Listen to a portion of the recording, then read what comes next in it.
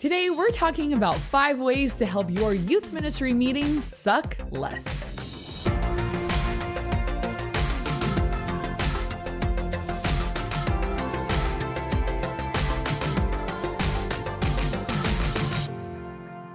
Welcome to the Ministry Coach Podcast, your #1 podcast and YouTube channel for youth ministry resources. My name is Jeff Lascola, and this is Kristen Lascola. And today we're going to talk about how you can make your youth ministry meetings suck a lot less. Well, it was impossible to title this How to Make Your Meetings Not Suck, because to me, meetings always suck.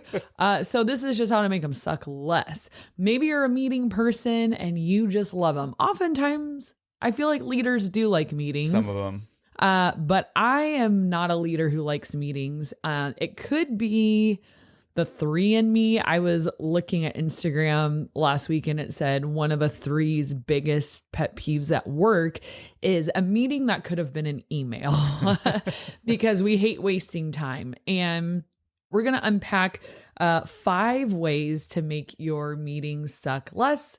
Meetings are usually part of the workplace, so they're probably not going anywhere, but here's how we can make them suck less. So number 1, answering the question, what needs to be a meeting and what doesn't? I think that is a very critical question to answer when you want to convey information. Having to strategize the best way to get this across. Is this like the 3 Enneagram thing? Is this just an email, or do we really need to set aside time and find something in our schedule and sit down together and talk about this? And maybe we do, depending on what because if it's like, oh, it's just going to be so much back and forth of sharing ideas, it'd be so much better to have a conversation. That's probably a cue. Yeah, we need a meeting. Right. But if it's just me having to tell you something and it's not really has anything to do with your participation, then it could be an email. Or a voice memo. A voice memo, a text, whatever. But be careful of not having meetings that really could have been communicated another way more effectively. So most of the time, I feel like a lot of us find ourselves in standing meetings, though. So it's like we meet with the staff every Wednesday. Yeah, no matter what, that meeting is scheduled. It's just scheduled. Then we meet with this team on Thursdays. We meet with this team, whatever.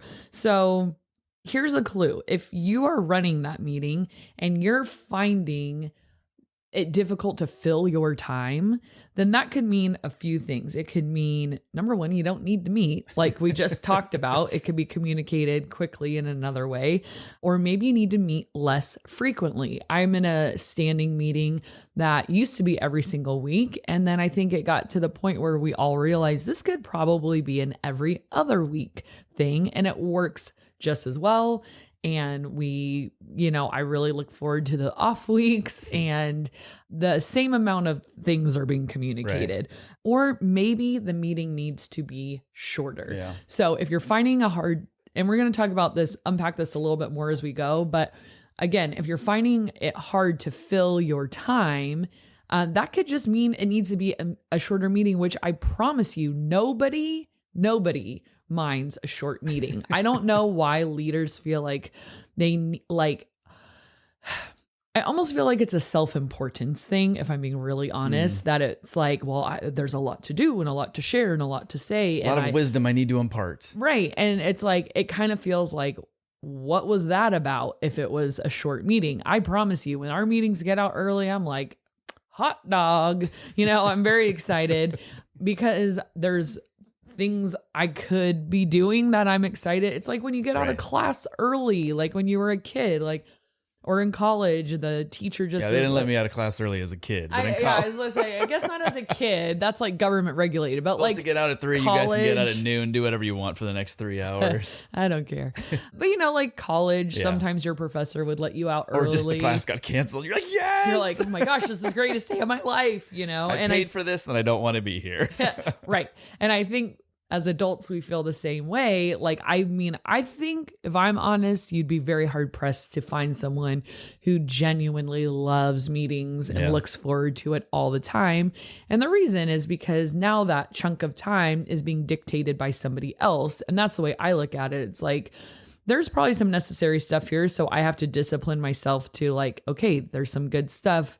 I'm going to walk away with something. I'm going to learn something. This was necessary, but it takes a mental discipline for me not to be like wishing I was doing my own thing and getting my own work done and working on my own projects and stuff like that. So I think the only type of jobs where meetings, most people would probably be like, that's fine, is if they're a set number of hours that they work. I was going to say, if you're on the clock and it's like, cool, and there's no deadline that like, well, this is taking up the time that I would normally do this, then it's like, yeah, have as many meetings as you want. I don't care. I'm clocking out at 5 regardless. So talk away. But when you do have deadlines or midweek programs and Sunday sermons and things like that, you need, it's like, I only have a set amount of time to plan those things. And especially when meetings are on the same day as your program and you're just like, I know you don't have anything going on tonight, but I do. So this kind of pulls us into number 2, is that meetings need to have a purpose beyond just getting together. Yeah. And this is a pet peeve of mine with meetings of like, did this serve an actual purpose? Because a lot of leaders are like, it's just good to get everyone together. Here's my pushback on that. If you'd like to get together with me, please actually get together with me and let's do something, not sit and pretend we're having a purposeless meeting and that we're calling that relational time. To me, meetings are for a purpose. We need to plan something or, we're going to get into some of meeting purposes later, but okay. But if the purpose is relational and fellowship and time together, the meeting is not the environment for that. Let's go do something and I will fellowship with you and we'll have so much fun.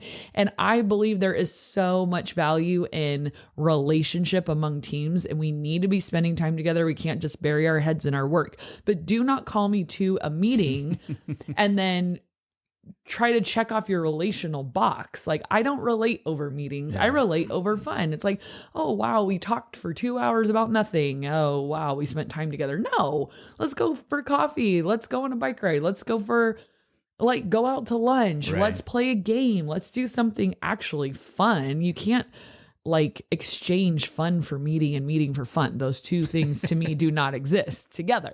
So does that make sense? Yeah. Because otherwise you're kind of saying a relational portion of this meeting is the 1 minute or 30 seconds or less that you get to talk about what's going on in your life. And then we'll move on to the next person. Right. It's like, wasn't really that personal. No. Yeah. And so to me, it's not used for that. It's used for its purpose. So its purpose might be this. Is it information? So ask yourself this question. Why am I having this meeting?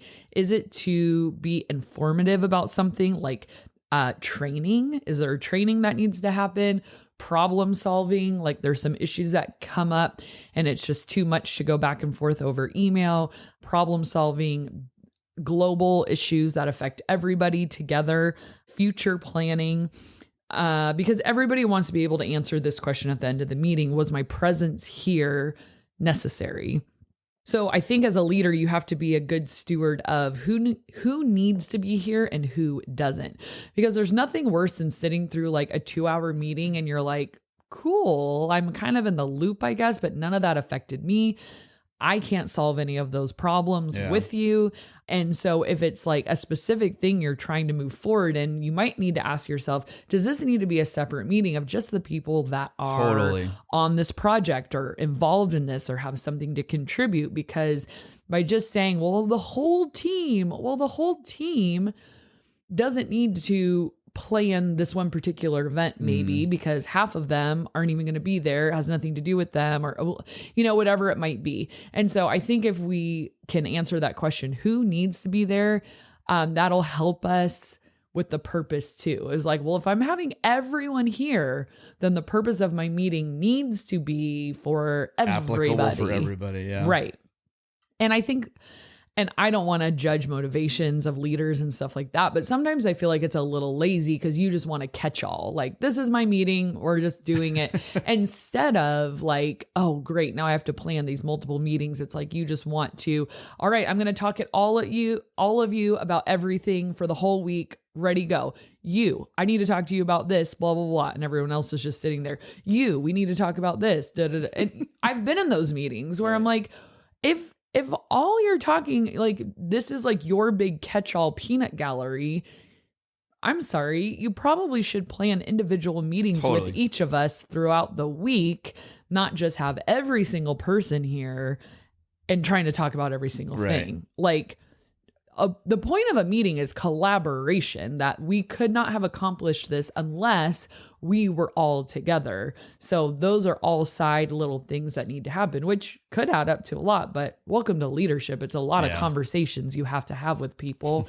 Doesn't mean you have to drag everybody into your meeting with them about it. If it doesn't affect them, I think that's a little road to like complacency and stuff like that. So just my opinion. You do you, but that's my opinion and my personal experience. So I think the more specialization that you can have, you know, it has the most impact. So number 3, start and end on time. So just because a leader has margin doesn't mean the people attending have margin. And I can't tell you how many times I have rushed to get to a meeting to make it on time. And I'm like, oh no, it starts at this time. I'm running a couple of minutes late and I'm like rushing. Oh, forget my lunch. I'll just figure out something. And then we're just chilling for like 15 minutes. I'm like, what? Like the meeting started 15 minutes ago. If you want to hang out, there is another thing called let's hang out. If you are telling me we're having a meeting, I'm showing up for the meeting. You know, so I think as leaders, starting on time is being responsible with other people's time. Again, you can't filter it through, well, like we're just going to kind of chit chat. I got nothing better to do today. Right. But it's like, I have scheduled my day to a T. So what came right before this and what is coming right after that? And that kind of brings us to making sure you end on time. Yeah. You know, if you cannot communicate what you need to communicate in the allotted time, shame on you. Like you're the one who needs to keep the conversation on track, or just say, well, I guess we're out of time. We can pick this conversation up next time because you didn't manage the meeting time correctly. So it should get out when you say, because people, now it's a ripple effect of their next obligation that comes right after you. And I have an opinion on timing of meetings is, so I feel like if it's a team meeting, anything you need to talk about, if it's like a standing weekly meeting, not like, okay, we're tackling this big project for the next year and that could be more of a extended meeting and those things come up. But a standing weekly meeting with people you see every single week, like clockwork, anything you need to be able to communicate can be done in 1 hour. I think weekly standing meetings that go over 1 hour are too long. It means there's a lot of fluff in there because it means you're trying to be relational. It means you're trying to solve problems. It means you're trying to do a Devo. It means you're trying to have open discussion. It means you're trying to train. It means you're trying to do too many things. An hour for a weekly standing meeting is like my cap and my mental cap of like, I can't give you anything good after that because I'm done. I'm tired. I can't sit here for 2 hours. And then if it's like the quick little like team huddle meetings, for me, that's a 15-minute cap. So like meeting with your leaders before your event or before your program or whatever it might be, I think that is a 15-minute thing. So again, if you're like, oh my gosh, how could you fit it in? To me, I would think you're trying to fit everything into a meeting. Again, there's plenty of ways to communicate. So you've already gotten an email or you've already gotten text communication or you've already heard, and we talked about some of this last week. So I think spreading our communication out instead of just like, okay, the weekly meeting, 2 hours, here we go, like drinking from a fire hydrant. It's just like, no, your communication can be a little more consistent and dripped throughout the week in different ways so that the meeting can actually serve its purpose. And on the other side of that, I don't think you need to put a cap on like the minimum. It's like if it's scheduled for 1 hour, but you're at 45 minutes, like, well, all has been said that needs to be said, then end at 45 minutes. No one will be mad. Right. They'll be so If happy. Anybody has something they need to bring up, they'll bring it up. Right. Don't feel the obligations like, well, we got 15 more minutes, so what should we talk about? It's like, no, give people the break, get them out of there. Absolutely. And I kind of combined 3 and 4. So 3 was start and end on time. And then I just sort of naturally went into number 4. Don't try to fit too much in. So if you're numbering them, don't try to fit too much in is number 4. And that's with the 1 hour maximum for team meetings, 15 minutes for the little team huddles. And then lastly, in number 5, you should not be the only voice in the room. If you find that you as the leader are the only voice in the room at meetings, that's a pretty dead giveaway that could have been an email, because it means this is not collaborative. This is like, and there's some trainings that need to be done in person. I understand that. But I'm talking about like those weekly standing meetings. If it's just the you show, it's kind of like says to the other people, why are we even here? Like, I don't know. I think meetings need to lean on collaboration. Everyone's voice needs to be heard.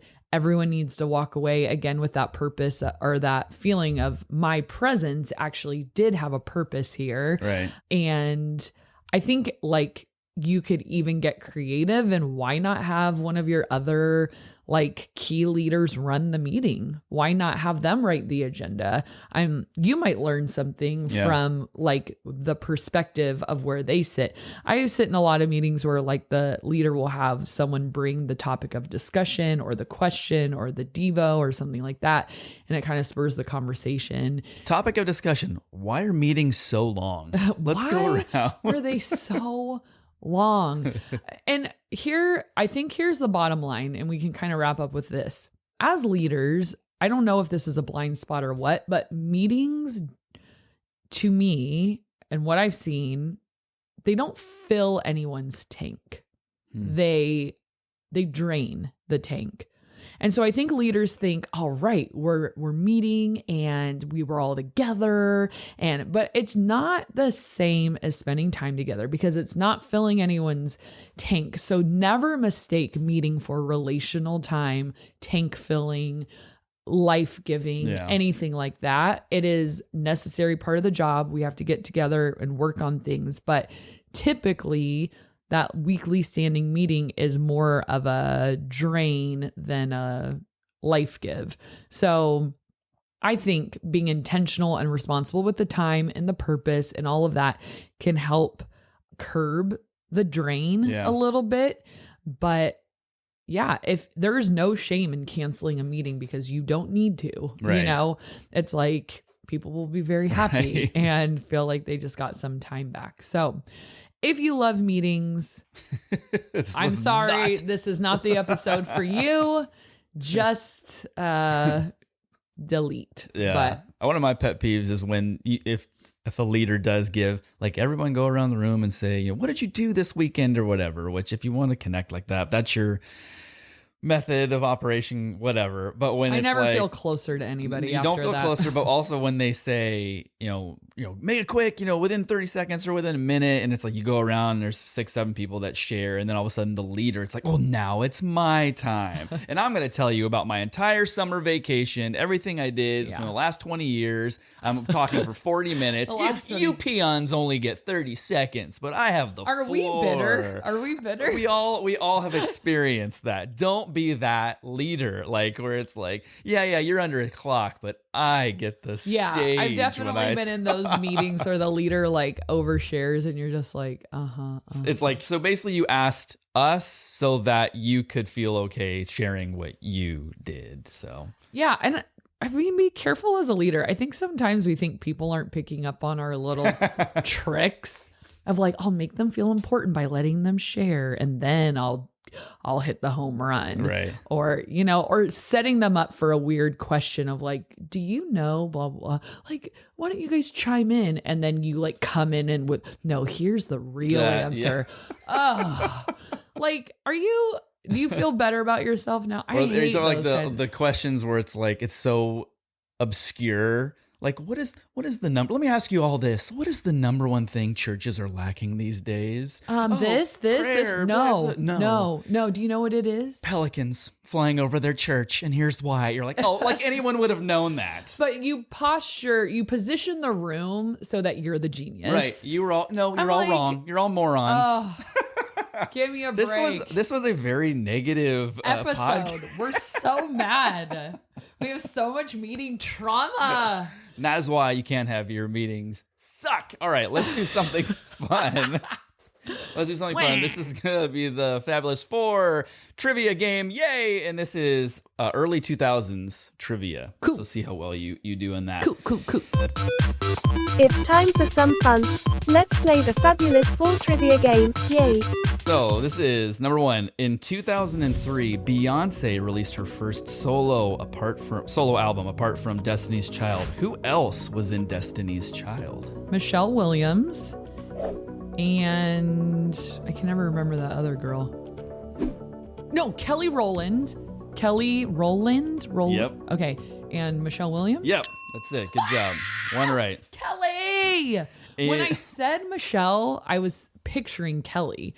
So then Classic mistake. I was like, wait, Kelly Rowland. She even did a little solo thing for a while. Yeah, didn't quite take off the same as Beyonce. But in 2005, the American version of The Office debuted. In what city and state is the show supposed to be located? The American version? Yeah. Scranton, Pennsylvania. Good job. I was worried you weren't going to know the state. Let's see. The brothers Nick and Drew Lachey made up half of what boy band? Gosh, these are so easy. See, you got mad at me when I degrees. made them harder that other time. 98 degrees. Okay, in 2004, the documentary called Super Size Me. In 2004, the documentary called Super Size Me debuted, and the creator went 30 days of eating fast food solely from this chain. McDonald's. Wow, these are way too easy. Way too easy. Let me know what you guys got correct. If you went 4 out of 4 like Kristen did, or if you missed any, let us know what ones you missed in the comment section below. And now we're going to do a community comment of the day. Bum, ba-da-da. Why is it never readily available on my phone? Okay, here we go. This comes from Pat Movey, who is also known as Matthew Povey, who says, "You guys always do a great job. It feels like we are old friends. Blessings." Oh, that's a sweet feeling. Yeah, Friends. I He hope probably doesn't want to be friends with us after this episode. He's like, wow, what a bunch of I take back what I said. negative, like, dream killers. But I bet you Matthew does not enjoy long, useless meetings. Yeah. So he's probably on our side. It's us versus the meetings. Us and Matt versus the meetings. Thank you for your comment, Matt. We appreciate you leaving a comment. If you guys would like to leave a review, we would really appreciate it on our Apple Podcast or Spotify, because I do believe you can leave reviews there now. Or you guys can leave us a comment on YouTube. We really appreciate it. Why? Or you can send us a mail. Or email us at ministrycoachpodcast@gmail.com. Let us know what episodes that you have any ideas for. Thank you guys so much for watching and listening, and we will see you next time. Today, we're talking about 5 ways to make your youth ministry meetings not as sucky. I appreciate Make sure you subscribe Make sure you subscribe.